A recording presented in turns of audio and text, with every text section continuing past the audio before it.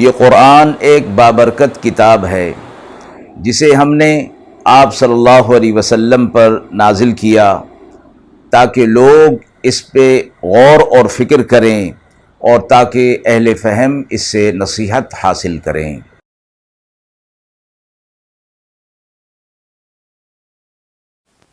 بسم اللہ الرحمن الرحیم۔ السلام علیکم ورحمۃ اللہ وبرکاتہ۔ ناظرین کرام، درس قرآن مجید کے آج کے اس پروگرام میں ہم سورہ کہف کی آیت نمبر 45 تا 49 کا ترجمہ اور تفسیر پیش کر رہے ہیں اور آخر میں پوچھے گئے سوال کا جواب ہوگا۔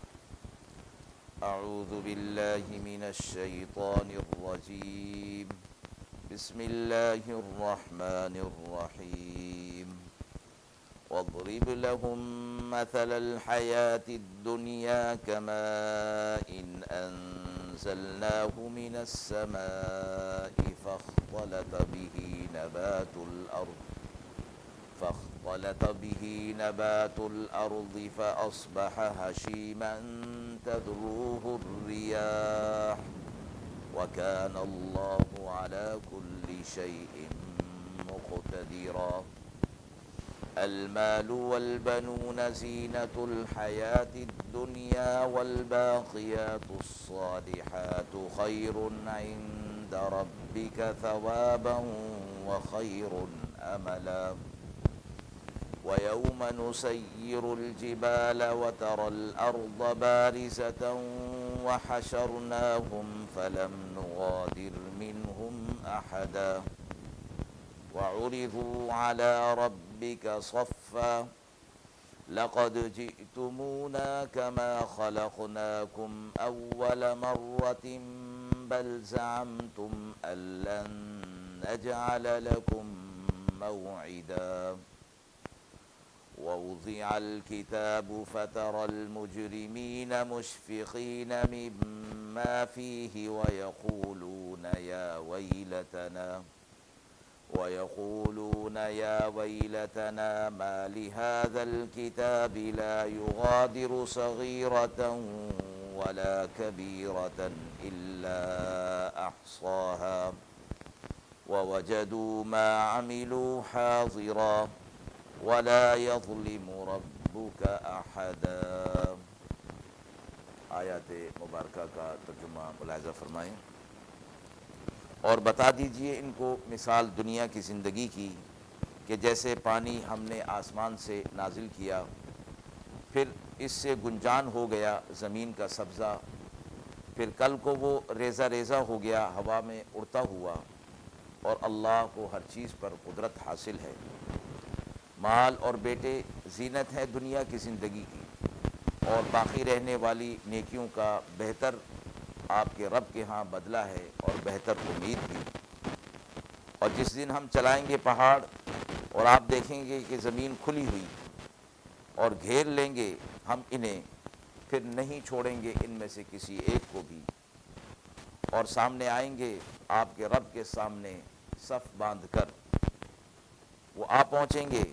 کہا جائے گا تم ہمارے پاس آ گئے جیسا کہ ہم نے تمہیں بنایا تھا پہلی بار، بلکہ تم تو کہتے تھے کہ نہ مقرر کریں گے ہم تمہارے لیے کوئی وعدے کا دن، اور رکھ دیا جائے گا نامہ اعمال ان کے سامنے۔ پھر آپ دیکھیں گے گنہگاروں کو کہ وہ ڈرتے ہوں گے اس سے جو کچھ اس میں لکھا ہے، اور کہتے ہوں گے کہ خرابی ہے، کیسی یہ کتاب ہے کہ نہیں چھوڑی اس نے کوئی چھوٹی بات اور کوئی بڑی بات جو اس میں نہ آ گئی ہو، اور پائیں گے جو کچھ کیا ہوا تھا اپنے سامنے، اور آپ کا رب کسی پر ظلم نہ کرے گا۔ مذکورہ آیات میں آپ صلی اللہ علیہ وسلم سے فرمایا گیا کہ آخرت کا انکار کرنے والے اور اللہ کے سامنے اپنے اعمال کی جواب دہی کا انکار کرنے والوں کے سامنے دنیاوی زندگی کی حالت بیان فرما دیجیے، اور اس کو ایک واضح مثال کے ذریعے سے سمجھایا گیا کہ جیسا کہ آسمان سے پانی برستا ہے تو اس پانی کی وجہ سے زمین پر جو کھیتیاں ہوتی ہیں، سبزہ ہوتا ہے، وہ بہت زیادہ گنجان ہو جاتا ہے، اور گویا زمین پر ایک زندگی طاری ہو جاتی ہے، زندگی آ جاتی ہے، لیکن کچھ عرصے کے بعد یہی سبزہ ریزہ ریزہ ہو جاتا ہے اور ہوا میں اڑتا ہوا تنکوں کی شکل اختیار کر لیتا ہے۔ اس مثال کے ذریعے سے یہ بتایا گیا کہ دنیا کی زندگی جو اس وقت پر رونق نظر آ رہی ہے، ایک وقت آئے گا کہ یہ ساری رونقیں دنیا کی ختم ہو جائیں گی، اور پھر سب کچھ ختم ہونے کے بعد قیامت جو ہے وہ قائم ہو جائے گی۔ تو فرمایا اللہ رب العزت کو اس چیز پر قدرت حاصل ہے کہ وہ جیسے چاہے کر سکتا ہے، اور دنیا کا مال اور اولاد اسی دنیا کی ہی زینت کے طور پر ہے، اور آخرت میں یہ کام آنے والا نہیں ہے، اور جو اعمال آخرت کے حساب سے ہوتے ہیں، اعمال صالحہ، ان کا اجر اللہ کے ہاں بہتر ہوتا ہے اور وہ باقی رہنے والا ہے، اور اس امید پر کہ اللہ تبارک و تعالی ان اعمال پر اجر عظیم عطا فرمائیں گے، یہ امید بھی بہت بہتر ہے اس امید سے جو دنیا کی چیزوں اور دنیا کے مال و متاع سے لگائی جاتی ہے، اس لیے کہ دنیا ہی ناپائیدار ہے، تو اس کی چیزوں کے ساتھ جو امید لگائی جائے گی وہ بھی پوری ہونے والی نہیں ہے، جبکہ آخرت کے حوالے سے جو امید لگائی جائے گی اللہ رب العزت اس امید کو ضرور پورا فرمائیں گے۔ پھر اگلی آیت میں فرمایا کہ قیامت جب قائم ہو جائے گی تو پہاڑوں کو ہم چلتا کریں گے اور زمین کھلی ہوئی صورت میں ہو جائے گی، اور ہم ہر ایک کو اپنے سامنے میدان حشر میں کھڑا کر دیں گے، اور یہ سارے کے سارے ہمارے سامنے صف باندھ کر کھڑے ہوں گے، اور پھر ہم انہیں کہیں گے تم آ گئے ہمارے پاس، جیسا کہ ہم نے تمہیں پہلی بار پیدا کیا تھا، اب بھی ہم نے تمہیں پیدا کیا اور تمہیں اپنے سامنے لا کھڑا کیا، حالانکہ تم اس دن کا انکار کرتے تھے اور تم سے اس دن کا وعدہ کیا جاتا تھا، آج ہے یہ دن اور تم اس دن میں ہمارے سامنے آ کھڑے ہوئے ہو۔ پھر فرمایا کہ ان کا نامہ اعمال ان کے سامنے رکھ دیا جائے گا، اور پھر نامہ اعمال کو دیکھ کر مجرمین ڈر رہے ہوں گے کہ کیسا ان کا نامہ اعمال ہے کہ اس نے نہ کوئی چھوٹی بات چھوڑی اور نہ کوئی بڑی بات، وہ سب اس کے اندر موجود ہے، اور جو کچھ انہوں نے کیا ہوگا ان کے اعمال ان کے سامنے آ جائیں گے، اور اللہ کی طرف سے پھر ان اعمال پر جزا اور سزا مرتب ہوگی، اور فرمایا چونکہ یہ سارا معاملہ مجرمین سے متعلق ہے، لہٰذا وہ جو آخرت کا، قیامت کا انکار کرتے تھے، اب انہیں عذاب کے اندر مبتلا ہونا پڑے گا،